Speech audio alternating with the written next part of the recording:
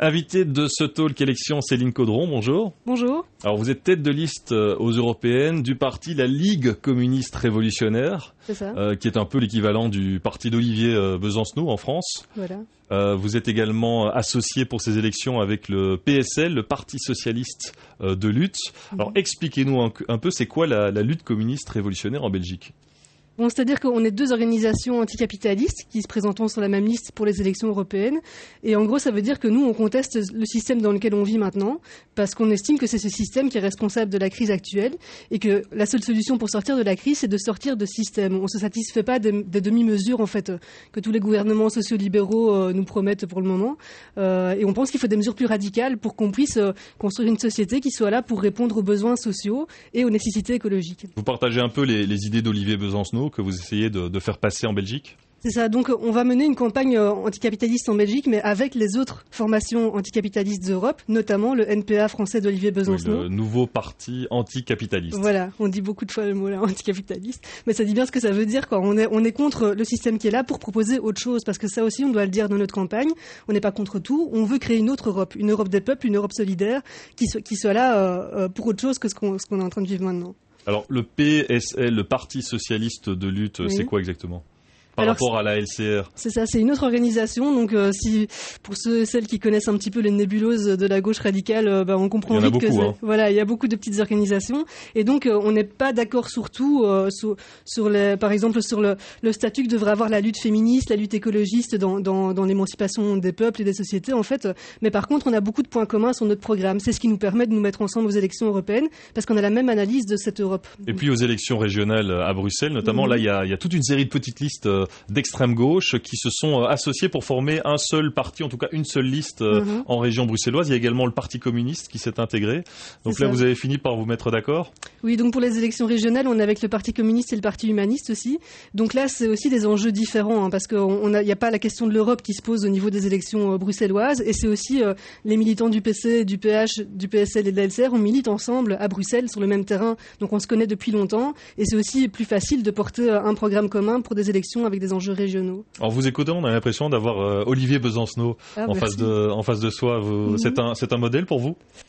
C'est un camarade d'abord, quoi. Donc on défend les mêmes idées et oui, voilà. Ce qu'il explique, on essaie de l'expliquer aussi en Belgique, même si on est beaucoup moins connu, moins organisé aussi que les Français, parce qu'on est dans un contexte de lutte sociale en Belgique qui n'est pas aussi dynamique que le contexte français, mais on ne désespère pas que ça arrive 24. Alors dans votre programme, j'ai un peu regardé, vous souhaitez quoi ? La nationalisation de toutes les banques, de pas mal d'entreprises, de télécoms notamment ?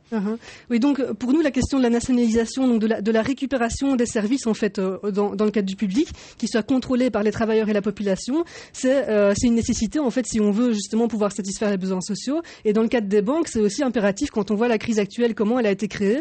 Elle passe par la spéculation financière, des gens qui se croient dans un casino géant et qui mettent de l'argent en bourse pour créer de l'argent virtuel.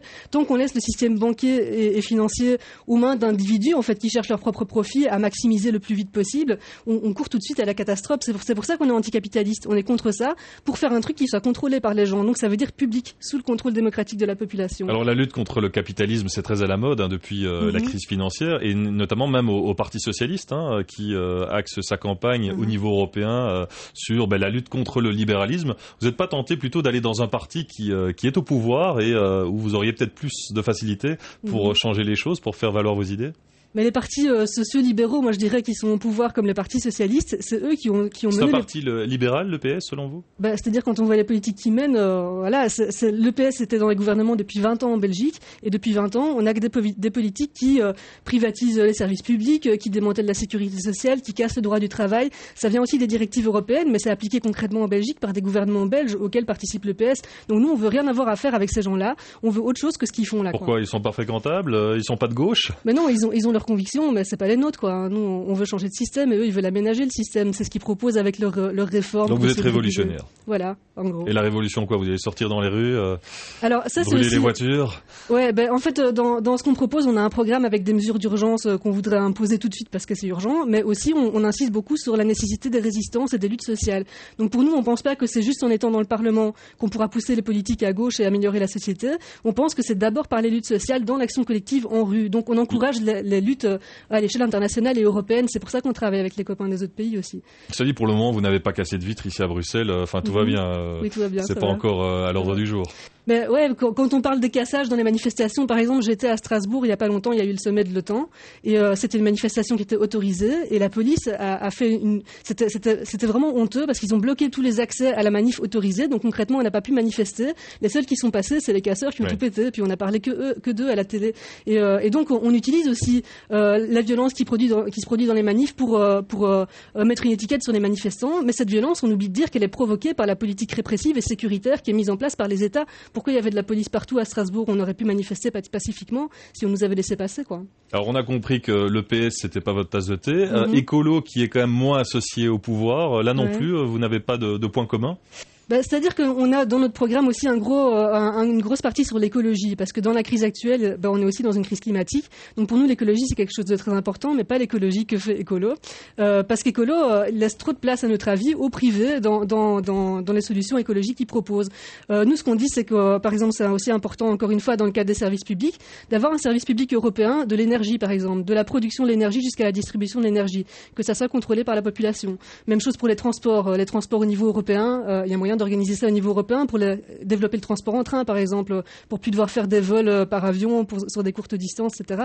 Et donc, en insistant sur le fait que ça doit être sous contrôle du public, c'est une grosse différence qui nous différencie d'Écolo qui laisse le marché jouer dans ce jeu-là. Pour nous, c'est une erreur. Un mot sur les syndicats. La FGTB soutient le Parti socialiste et Écolo dans la campagne. Vous le regrettez?